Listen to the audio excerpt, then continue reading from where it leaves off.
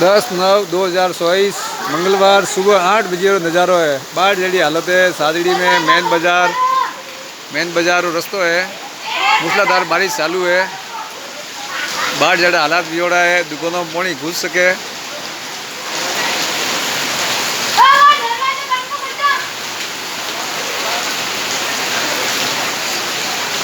शिवजीरा मंदिर में पानी घुस गयो है।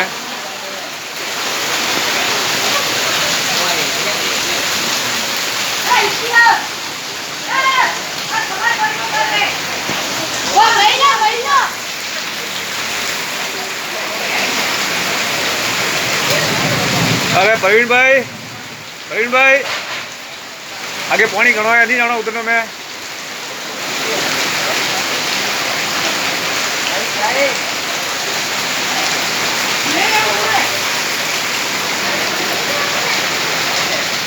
मूसलाधार बारिश बह रही है।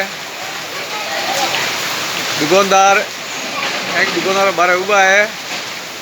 पानी घुसवा की संभावना पूरी है।